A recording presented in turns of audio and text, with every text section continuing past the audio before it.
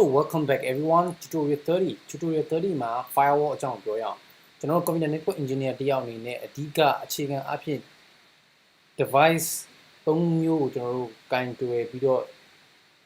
လောက်ကင်ရမယ်ဆိုပြီးတော့ကျွန်တော်ပြောခဲ့တယ် router switch and firewall. So what is firewall? Okay, firewall ဆိုတာပါလဲကြည့်ကြည့်အောင် Okay အဲ့တော့ဒီမှာကြည့်ကြည့်မယ်ဆိုလို့ရှိရင်ကျွန်တော် Google မှာတွားပြီးတော့ firewall ဆိုပြီးတော့ရှာလိုက်လို့ရှိရင်ထွက်လာမယ် firewall device တွေက example ကျွန်တော်ဒီຢာလေးကိုပိတ်လုပ်လိုက်မယ် Okay firewall ဆိုတာကျွန်တော်တို့ computer network မှာဆိုလို့ရှိရင်ဘာတွေကိုကာကွယ်ပေးမလဲဆိုလို့ရှိရင် virus တွေ okay and attack တွေမှာ spyware တွေပါညာပေါ့နော်အဲ့ဒီဟာတွေကိုကျွန်တော်တို့ရဲ့ဒီ local ကျွန်တော်တို့ရဲ့ network ကိုမထိခိုက်အောင်လို့ဆိုပြီးတော့ဒီအနေတွေကိုကာကွယ်ပေးတဲ့ device ပေါ့နော်အဲ့တော့အဲ့လိုမျိုးလို့မြင်လို့ရတယ်အဲ့တော့ဒီမှာဆိုရင် okay ဒီမှာဒီຢာလေးကိုကြည့်လိုက်ပို့ပြီးတော့ကောင်းတယ်ကျွန်တော်တို့ရဲ့ကို home ဒါမှမဟုတ်ကျွန်တော်တို့ရဲ့ business ကျွန်တော်တို့ရဲ့ network ရှိမယ်အဲ့မှာကျွန်တော် firewall device ရှိမယ်ဒီမှာ internet ရှိမယ်အဲ့ internet ကနေပြီးတော့တခြားဒီမှာလာတဲ့ hacker တွေ virus တွေပါညာထုံးစံတွေပေါ့နော်အဲ့ဒီဟာတွေကိုကာကွယ်ဖို့ရန်အတွက်သုံးတဲ့ဂျားတဲ့ပြပြီးတော့မိတိုင်းပေါ့ဗျာအဲ့လိုမျိုးမြန်မာလိုပြောမယ်ဆိုလို့ရှိရင်အဲ့လို device ကိုကျွန်တော်ကနားလည်လို့ရတယ်ဟုတ်ပြီနော်အဲ့တော့ဒီမှာကြည့်မယ်ဆိုရင် okay firewall ဆိုတာတင်ပြပြောဆိုရင်ဟို packet filtering ကျွန်တော်တို့ data တွေကို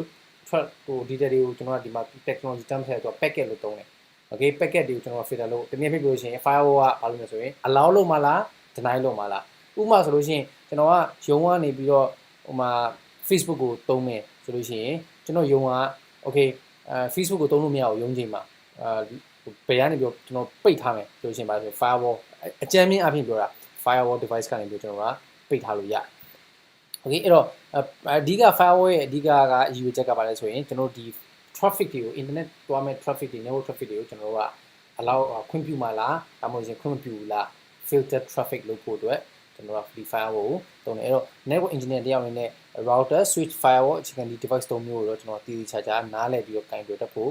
လိုအပ်တယ်ဟုတ်ပြီနော်အဲ့တော့နောက်တစ်ခုကပါရှိမယ်ဆိုရင်ဟုတ်ပြီ firewall product တွေနဲ့ပတ်သက်လို့ဆိုရင်ပါရှိမယ်ဆိုရင် cisco.com firewall တွေအများကြီးပဲဒီမှာဆိုရင် example cisco.com ဒီ product ကိုတွားမယ်ဆိုရင်သူကဘယ်အောက်မှာရှိနေဆိုရင်သူက security device အောက်မှာရှိမယ်ဟုတ်ပြီနော် security ကိုတွားမယ် security မှာဘာတွေရှိမလဲဟိုမှာ network security မှာဆိုလို့ရှိရင် okay next generation firewall ဟုတ်ပြီနော် combination ဆိုရင်ဟိုအခုဆိုတော့သူတို့ရဲ့ product ဖြစ်တဲ့ cisco ESC firewall ဟိုပါတယ်သူရဲ့ဒီမှာကိုလေးလာထပ်ပြီးတော့ browse ထပ်လုပ်ပြီးတော့အဲ့လောက်ရတယ်ဒီမှာ firewall device တွေmodel နဲ့အမျိုးအစားနဲ့အမျိုးမျိုးရှိတယ်ကိုရဲ့စီးပွားရေးလုပ်ငန်းလိုအပ်ချက်ပုံဒီမှာဘယ် firewall မျိုးစားကိုသုံးမလဲဆိုတာကိုရွေးချယ်စဉ်းစားပြီးဆုံးဖြတ်လို့ရတယ် compare model ဆိုပြီးတော့ပြောလို့ရတယ်ဟုတ်ပြီနော်